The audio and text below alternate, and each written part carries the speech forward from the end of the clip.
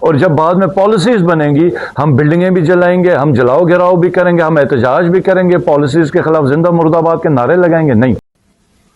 بسم اللہ الرحمن الرحیم۔ السلام علیکم، میرا نام خالد خورشید ہے۔ حلقہ نمبر جو 23 ہے وہاں پر ہمارے جو کینڈیڈیٹ ہیں عبدالرحیم صاحب ہیں، ان کا جو انتخابی نشان ہے وہ وکٹ ہے، اور یہ حلقہ جو گانچے کا ہیڈ کوارٹر ہے خپلو، چھوربٹ اور آگے جو بھرا یہ پورا ایریا ملا کے یہ حلقہ بنتا ہے، بڑا اہم حلقہ ہے، گانچے کا جو سنٹر کا حلقہ ہے۔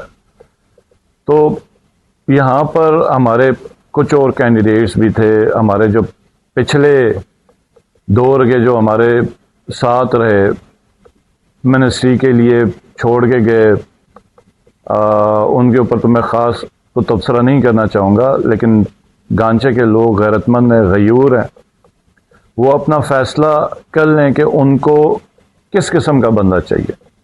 آپ لوگوں کو نمائندہ کیسا چاہیے؟ ایک ایسا نمائندہ چاہیے کہ جو جب بھی اقتدار میں کہیں بات آئے مفاد کی، فائدے کی، تو وہ اقتدار کی طرف دوڑے، چاہے جس مرضی کی حکومت ہو۔ وہ یہ نہ دیکھے کہ آگے لوگ کیسے ہیں، کیا اس پہ کوئی اصول کا سودا کرنا تو نہیں پڑتا، کیا کوئی وعدہ وعید سے انحراف تو نہیں ہے۔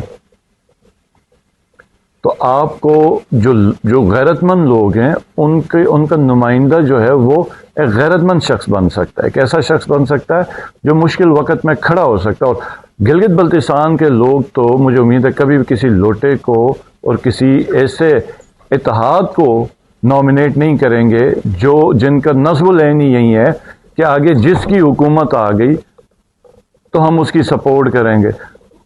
مثال کے طور پہ حکومت یزید کی آئی تو کیا آپ اس میں بیٹھ کے جھنڈا لیں گے؟ اور جس نے بھی یہ نعرہ لگایا وہ صرف اور صرف اقتدار کے لیے، اپنے جھنڈے کے لیے، اپنی منسٹری کے لیے اور اپنے وقتی اقتدار کے لیے۔ گلگت بلتستان کے عوام، بالخصوص گانچے کی عوام، آپ کا مینڈیٹ استعمال کیا جائے گا، آپ کو بیچ دیا جائے گا۔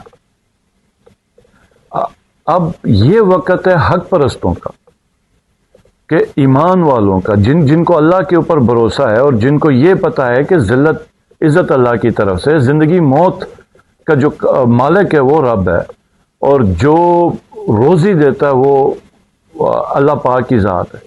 تو دنیا میں کوئی ایسا شخص نہیں ہے جس کے سامنے نہ ہمیں جھکنے کی ضرورت ہے، نہ کوئی طاقت، نہ کوئی لالچ ہمیں خرید سکتا۔ تبھی جب ایسے لوگ آئیں گے، ایسے نمائندے آئیں گے، تو پھر گلگت بلتستان کی بات ہوگی، یہاں کے پہاڑوں کی بات ہوگی، یہاں کی زمین کی بات ہوگی، یہاں کے کمزور طبقے کی بات ہوگی، نوجوانوں کی بات ہوگی۔ ہم چنیں گے ہی ایسے بندوں کو جو تیار بیٹھے ہیں کہ جہاں پر اقتدار آئے ہم نے وہیں پہ جانا۔ خاص طور پہ میں خپلو کے جو نوجوان ہیں ان سے میں مخاطب ہوں کہ یہ کیسا ہو گیا کہ مطلب جہاں پہ اقتدار ہوگا ہم ادھر جا کے بیٹھ جائیں گے۔ اس سے تو بہتر ہے ہم سارے پاکستان میں فیصلہ کرتے ہیں کہ ہم ملتے ہی امریکہ کے ساتھ ہیں، کیونکہ ادھر تو زیادہ پیسہ ہے، ان کا تو ڈالر ہے، ان کے پاس تو بڑی وہ بھی ہے، کیا کہتے ہیں، طاقت بھی ہے۔ تو پھر احتجاج کس چیز کا، جلاؤ گھراؤ کس چیز کا؟ بند کرتے ہیں یہ سب کچھ۔ ووٹ کے ٹائم کے اوپر ہم آنکھیں بند کریں گے، اپنے مفادات کو دیکھیں گے، اقتدار کو دیکھیں گے، جھنڈوں کو دیکھیں گے، اور جب بعد میں پالیسیز بنیں گی ہم بلڈنگیں بھی جلائیں گے، ہم جلاؤ گھراؤ بھی کریں گے، ہم احتجاج بھی کریں گے، پالیسیز کے خلاف زندہ مرد آباد کے نعرے لگائیں گے؟ نہیں۔ گلگت بلتستان کے لوگ غیور ہیں، گانچے کے لوگ غیور ہیں، اور خپل کے خان صاحب کو تو ایک تو اوور آل بلتستان کے ساتھ بہت زیادہ محبت، اور ہمیشہ گانچے کی اور خپلو کی بات کرتے ہیں کہ وہ ایک ایسا ایریا ہے جہاں پر تو کوئی مطلب کرائم ریٹ ہی نہیں ہے۔ تو آپ کیسے بدماشوں کو پسند کر سکتے ہیں؟ آپ کیسے پی ایم ایل این اور نون کو اور پیپلز پارٹی کے چوروں اور ڈکیتوں کو پسند کر سکتے ہیں؟ آپ کیسے ایسی پارٹی کو پسند کر سکتے ہیں جن کے سربراہان ملے ہی انٹرنیشنل اسٹیبلشمنٹ کے ساتھ اور پاکستان کی غیرت، حمیت اور قومی وقار کو کسی بھی ٹائم پہ مجروح کرنے کے لیے تیار ہو؟ آپ تو غیرت مند اور غیور لوگ ہیں۔ مشکل وقت اور غیرت مند انسان کا پتہ کب چلتا ہے؟ جب مشکل ٹائم ہوتا ہے، امتحان کی گھڑی آتی۔ عبدالرحیم جس وقت ہمارے جو مین پرانے بندے تھے وہ کسی اطاعت کی نظر گیا، کبھی کوئی اور کسی لالچ پہ چلا گیا، تو عبدالرحیم اسلام آباد سے آئے، اسلام آباد سے آیا تھا وہاں کے کینڈیڈیٹس کو سپورٹ کرنے کے لیے، لیکن حالات ایسے ہو کے کہ عبدالرحیم کو ہمیں کھڑا کرنا پڑا۔ تو آپ لوگوں نے بتانا ہے کہ یہ زندوں کی بستی ہے، یہ باضمیر لوگوں کی بستی ہے، یہ بے ضمیر اور ضمیر فروشوں کی بستی نہیں ہے۔ ہم لوگوں کی گلگت بلتستان میں ہمارے پاس تو غیرت و وفا کے علاوہ تو کچھ ہے ہی نہیں، یہ بھی ہم سے چلا گیا تو پیچھے رہ کیا گیا؟ تو آپ لوگوں نے پاکستان تحریک انصاف کے کینڈیڈیٹ کو، عبدالرحیم صاحب کو ووٹ کرنا، ان کا انتخابی نشان وکٹ ہے، اور آپ نے بتانا ہے کہ گلگت بلتستان کے لوگ باشعور ہیں، وہ سمجھتے ہیں کہ عمران خان کے خلاف جو سازش رچی گئی وہ بالخصوص پاکستان کے خلاف سازش رچی گئی، وہ غزہ کے مسلمانوں کے خلاف سازش رچی گئی، وہ ایران کے لوگوں کے خلاف سازش رچی گئی۔ تو آپ ہرگز کسی کے ڈرامے اور دکھاوے پہ آپ نہیں جائیں گے، اور آج بھی اسی سازش کا اور اسی لندن پلان کا حصہ ہے کہ پاکستان تحریک انصاف کو کیمپین نہیں کرنے دی جا رہی، ان کے قائدین کو گلگت بلتستان نہیں آنے دیا جا رہا، ان کا جس پارٹی کے ساتھ الائنس ہوا تو اس کا نشان یہ کیا کہتے ہیں انہوں نے ضبط کر لیا، اٹھا لیا۔ تو یہ سب کیوں ہو رہا ہے کہ کہیں آپ لوگ جاگ نہ جائیں، کہیں آپ لوگ کو فیصلہ نہ کریں، یہ آپ کے فیصلے سے خوف زدہ ہے۔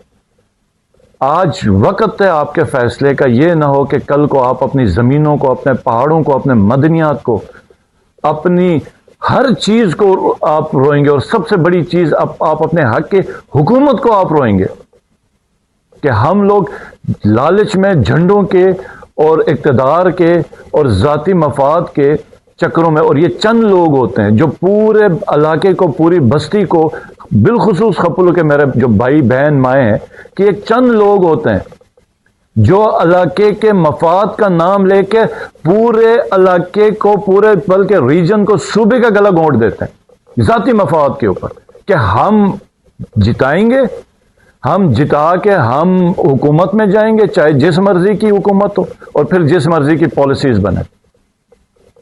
تو آپ لوگوں نے کسی سازش کا حصہ نہیں بننا، حق پرست لوگ ہیں، حق کے ساتھ ہیں، ہم پہاڑوں میں بسنے والے لوگ ہیں، اور سب سے جو ہمارا جو اثاثہ ہی ہے وہ ہمارے جذبات ہیں۔ تو اگر ان حالات پہ بھی ہم فیصلہ نہیں کر سکے تو پھر ہمارا اس مشکل ایریا میں رہنے کا فائدہ کیا ہے؟ تو سب کو میری نصیحت ہے اور سب کو میرا پیغام ہے کہ سب سے پہلے تو ایک تو لوٹوں کو آپ نے مسترد کرنا، جو وہ لوگ جنہوں نے حلف کی خلاف ورزیاں کی ہیں، اور ان لوگوں کو جن کا کوئی نہیں پتہ، جن کا منشور ہی ہم نے حکومت میں جانا، اقتدار میں جانا۔ یہ پچھلے عرصے میں یہ جو گانچے میں جتنی سکیمیں گئیں، یہ حلقہ 22 کے اندر بھی اور حلقہ 23 کے اندر اور جو آخری حلقہ 24 میں جتنی سکیمیں تھیں، یہ پاکستان تحریک انصاف نے دی تھی۔ میں آپ کو حلقہ 22 اور 23 کے جو ممبرز ہیں، یہ جب میرے پاس آئے تو میں نے ان کو کہا کہ آپ ہمیں کو ارب 1.5 ارب کی سکیمیں بنا کے لیں، تو یہ سمجھے کہ بھائی ہم مذاق کر رہے ہیں۔ ان کو یقین اس وقت ہو گیا کہ جب پاکستان تحریک انصاف کی حکومت نے ان کو بجٹ دی اور ان کی ساری سکیمیں اے ڈی پی میں آئی، اور پہلے سال میں یہ یاد رکھیے کہ پہلے سال میں ہم نے وہ ساری سکیمیں ہم اے ڈی پی میں لے کے اور اگلے سال اور دیں، اور آپ یہ سمجھیں کہ پہلے سال کا مطلب یہ کہ دوسرے یا تیسرے یا 2.5 سال کے اندر وہ ٹینڈر ہو کے ان کا کام سٹارٹ ہو گیا۔ ابھی تو تقریباً آدھے سے زیادہ پروجیکٹس ان کے کمپلیٹ ہوئے ہوں گے۔